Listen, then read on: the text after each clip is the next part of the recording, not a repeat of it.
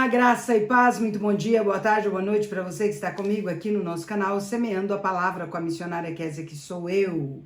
Como é bom estar com vocês nesse dia 30 de setembro de 2024, último dia do mês de setembro. Nossa leitura de hoje será em Esther, capítulos 1, 2 e 3. Então vamos para a leitura sem mais delongas, porém, antes deixe o seu like, por favor. Compartilhe esse vídeo com o máximo de pessoas possíveis. Deixe também um comentário, ok? Vamos para a leitura. Esther, capítulo 1.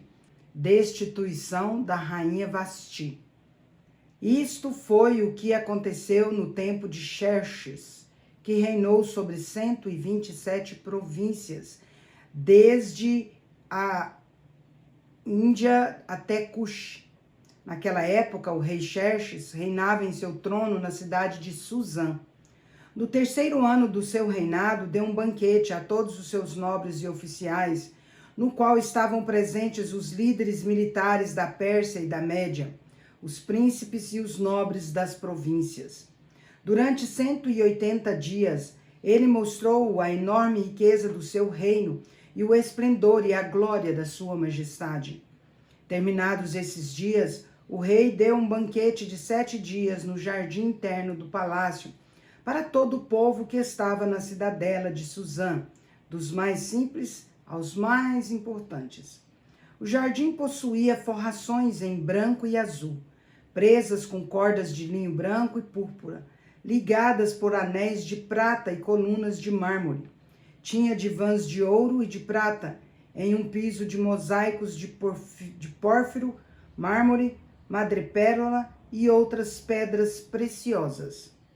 Pela generosidade do rei, o vinho real era servido em grande quantidade, em diferentes taças de ouro. Por ordem real, cada convidado tinha permissão de beber quanto desejasse, pois o rei tinha dado instruções a todos os mordomos do palácio que os servissem à vontade. Na mesma ocasião, a rainha Vasti ofereceu um banquete às mulheres no palácio do rei Xerxes. No 7º dia, quando o rei Xerxes já estava alegre por causa do vinho, ordenou aos 7 eunucos que o serviam, Meumã, Bista, Arbona, Bigtá, Abagta, Zetar e Carcas, que trouxessem à sua presença a rainha Vasti, usando a coroa real, a fim de exibir aos seus súditos e aos nobres a beleza dela, pois era de fato muito bonita. Quando, porém, os oficiais transmitiram a ordem do rei à rainha Vasti, esta se recusou a ir, e o rei ficou furioso e indignado. Como era costume o rei consultar especialistas em questões de direito e justiça, ele mandou chamar os sábios que entendiam os tempos e que eram muito amigos do rei: Carzena, Setara, Adamata, Tarsis, Meres, Marcena e Memucã. Eles eram os 7 nobres da Pérsia e da Média, que tinham acesso direto ao rei e os mais importantes do reino. O rei lhes perguntou, de acordo com a lei, o que se deve fazer à rainha Vasti. Ela não obedeceu à ordem do rei Xerxes transmitida pelos oficiais. Então Memucã respondeu na presença do rei e dos nobres. A rainha Vasti não ofendeu somente o rei, mas também todos os nobres e os povos de todas as províncias do rei Xerxes, pois a conduta da rainha se tornará conhecida por todas as mulheres, de forma que também desprezarão o seu próprio marido quando lhes disserem: o rei Xerxes ordenou que a rainha Vasti fosse à sua presença, mas ela não foi. Hoje mesmo, as mulheres persas e medas da nobreza que ficarem sabendo do comportamento da rainha responderão da mesma maneira a todos os nobres do rei. Isso provocará desrespeito e discórdia sem fim. Por isso, se for do agrado do rei, que ele emita um decreto real e que seja incluído na lei irrevogável da Pérsia e da Média, determinando que Vasti nunca mais compareça à presença do rei Xerxes. Também dê o rei a posição de rainha a outra que seja melhor do que ela. Assim, quando o decreto real for proclamado em todo o seu imenso domínio, todas as mulheres respeitarão seu próprio marido, do mais simples ao mais importante. O rei e os seus nobres aceitaram de bom grado o conselho, de modo que o rei pôs em prática a proposta de Memucã. Para isso, enviou cartas a todas as partes do reino, a cada província e a cada povo na sua província, escrita e na sua própria língua, proclamando que todo homem deveria mandar na sua própria casa e falar na língua do seu povo. Esther, capítulo 2. Esther é coroada rainha. Não se esqueça, se você está gostando da leitura, compartilhe com alguém nosso vídeo. Algum tempo depois, quando cessou a indignação do rei Xerxes, ele se lembrou de Vasti, do que ela havia feito e do que ele tinha decretado contra ela. Então os assistentes pessoais do rei sugeriram que se procurassem belas virgens para o rei e que ele nomeasse comissários em cada província do seu reino para trazerem todas essas lindas moças ao harém da cidadela de Suzã. Elas estariam sob os cuidados de Hegai, oficial responsável pelo harém, e deveriam receber tratamento de beleza. A moça que mais agradasse ao rei seria rainha em lugar de Vasti. Esse conselho agradou ao rei e ele o pôs em ação. Nesse tempo, vivia na cidadela de Suzã um judeu chamado Mardoqueu, da tribo de Benjamim, filho de Jair, neto de Simei e bisneto de Quis. Ele fora levado de Jerusalém para o exílio por Nabucodonosor, rei da Babilônia, entre os que haviam sido levados prisioneiros com Joaquim, rei de Judá. Mardoqueu tinha uma prima chamada Adassa, que havia sido criada por ele por ser órfã de pai e mãe. Essa moça, também conhecida como Esther, era atraente e muito bonita. Mardoqueu a havia tomado como filha quando o pai e a mãe dela morreram. Quando a ordem e o decreto do rei foram proclamados, muitas moças foram trazidas à cidadela de Suzã e entregues aos cuidados de Hegai. Esther também foi trazida ao palácio do rei e confiada a Hegai, encarregado do harém. A moça lhe agradou e ele a favoreceu, apressando-se em providenciar tratamento de beleza e comida especial para ela. Designou-lhe 7 moças escolhidas do palácio do rei e transferiu-a com suas jovens para o melhor lugar do harém. Esther não tinha revelado a que povo pertencia, nem a origem da sua família, pois Mardoqueu a havia proibido de fazê-lo. Diariamente ele caminhava de um lado para o outro, perto do pátio do harém, para saber como estava Esther e como a tratavam. Antes de qualquer daquelas moças apresentar-se ao rei Xerxes, devia completar 12 meses de tratamento de beleza prescrito para as mulheres, 6 meses com óleo de mirra e 6 meses com perfumes e cosméticos. Quando ia apresentar-se ao rei, a moça recebia tudo o que quisesse levar consigo do harém para o palácio do rei. À tarde ia para lá e de manhã voltava para o segundo harém, que ficava sob os cuidados de Saasgás, oficial responsável pelas concubinas. Ela não voltava ao rei a menos que ele se agradasse dela e fosse invocada pelo nome.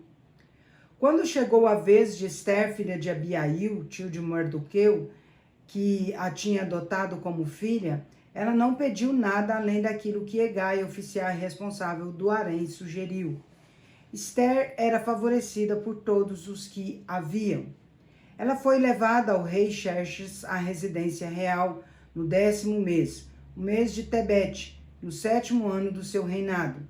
O rei gostou mais de Esther do que de qualquer outra mulher. Ela foi favorecida por ele e ganhou a sua aprovação, mais do que qualquer das outras virgens. Então colocou nela uma coroa real e tornou-a rainha em lugar de Vasti. O rei deu um grande banquete. O banquete de Esther a todos os seus nobres e oficiais. Proclamou feriado em todas as províncias e distribuiu presentes com a generosidade digna de um rei. Mardoqueu descobre uma conspiração. Quando as virgens foram reunidas pela segunda vez, Mardoqueu estava sentado à porta do palácio real. Esther havia mantido segredo sobre o seu povo e sobre a origem da sua família, conforme a ordem de Mardoqueu, pois continuava seguindo as instruções dele, como fazia quando ainda estava sob a sua tutela. Um dia, quando Mardoqueu estava sentado à porta do palácio real, Bigtã e Teres, dois dos oficiais do rei que guardavam a entrada, estavam indignados e conspiravam para assassinar o rei Xerxes. O plano, porém, chegou ao conhecimento de Mardoqueu, que revelou à rainha Esther, que por sua vez passou a informação ao rei em nome de Mardoqueu. Depois de investigada a informação e constatada a sua veracidade, os dois oficiais foram empalados. Tudo isso foi escrito no livro de Anais, na presença do rei. Esther, capítulo 3. Se você é novo ou nova por aqui e está gostando da nossa leitura, se inscreva no nosso canal, ative o sino de notificações e você vai receber também nosso devocional diário Meditar e Orar, que tem sido bênção para as nossas vidas. O plano de Amã para exterminar os judeus. Depois desses acontecimentos, o rei Xerxes honrou Amã, filho de Amedata, descendente de Agag, promovendo-o e dando-lhe uma posição mais elevada do que a dos demais nobres. Todos os oficiais do palácio que ficavam à porta do rei curvavam-se e prostravam-se diante de Amã, conforme as ordens do rei. Mardoqueu, porém, não se curvava nem se prostrava diante dele. Então os oficiais do palácio real perguntaram a Mardoqueu: por que você desobedece à ordem do rei? Dia após dia falavam com ele, mas ele não lhes dava atenção e dizia que era judeu. Então contaram tudo a Amã para ver se o comportamento de Mardoqueu seria tolerado. Quando Amã viu que Mardoqueu não se curvava nem se prostrava diante dele, ficou furioso. Contudo, como lhe contaram quem era o povo de Mardoqueu, achou que não bastava matá-lo. Em vez disso, Amã procurou uma forma de exterminar todos os judeus, o povo de Mardoqueu, em todo o reino de Xerxes. No primeiro mês do 12º ano do reinado do rei Xerxes, no mês de Nisã, lançaram-o por, isto é, a sorte na presença de Amã, a fim de escolher um dia de um mês para executar o plano. Foi sorteado o 12º mês, o mês de Adar.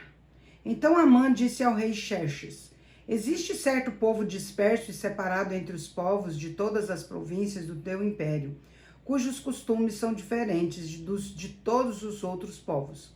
Eles não obedecem às leis do rei e não convém ao rei tolerá-los. Se for do agrado do rei, que se decrete a destruição deles, e eu depositarei 10.000 talentos de prata na tesouraria real, para que se execute esse trabalho.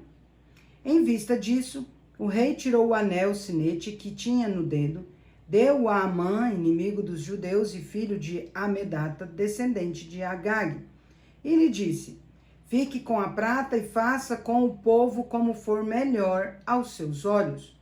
Assim, no 13º dia do primeiro mês, os escribas do rei foram convocados.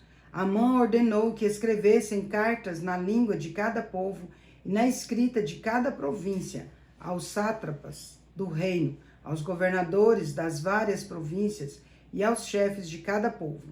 Tudo foi escrito em nome do rei Xerxes e selado com o seu anel. As cartas foram enviadas por mensageiros a todas as províncias do rei, com a ordem de exterminar, matar e aniquilar todos os judeus, jovens e idosos, mulheres e crianças, em um único dia, o 13º dia do 12º mês, o mês de Adar, e de saquear os seus bens. Uma cópia do decreto devia ser publicada como lei em cada província e levada ao conhecimento do povo de cada nação, a fim de que estivessem prontos para aquele dia. Por ordem do rei, os mensageiros saíram às pressas e o decreto foi publicado na cidadela de Suzã. O rei e Amã sentaram-se para beber, mas a cidadela de Suzã estava em confusão. Encerramos nossa leitura por hoje e vamos falar por hoje também, pela última vez, o nosso versículo, Eclesiastes 12, 13. De tudo o que se tem ouvido, a suma é: teme a Deus e guarde os seus mandamentos, porque isto é dever de todo homem. Que Deus nos abençoe e agora vamos comigo ali parabenizar os aniversariantes de hoje. Bora lá? Parabéns e feliz aniversário para você que está completando mais um ano de vida nesse dia 30 de setembro de 2024. Parabéns aos casais completando mais um ano de casados e aos bebezinhos completando mais um mês de vida. Parabéns especial para a última leva de setembro, né, gente? Meus parabéns ao André Batista, lá em João Pinheiro, Minas Gerais. A Kalinka Queiroz, minha prima, lá em Goiânia, Goiás.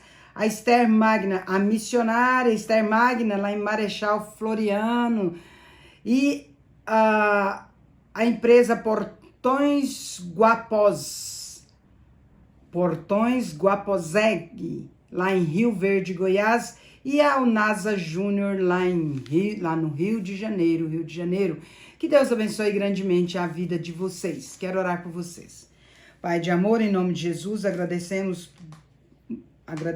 ó Deus, muitíssimo, por conceder ao André Batista, a Kalinka Queiroz, a Esther Magna, aos Portões Guapozeg, ao NASA Júnior, mais um ano de vida, aos casais, mais um ano de casados, aos bebezinhos, mais um mês de vida.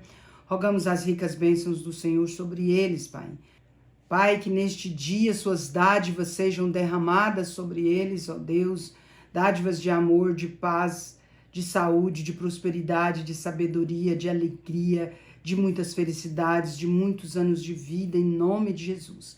Que a boa, agradável e perfeita vontade do Senhor se cumpra na vida de cada um, hoje e sempre. Em nome de Jesus, amém. É isso aí, meus queridos e queridas, Deus é justo e bom. Vamos?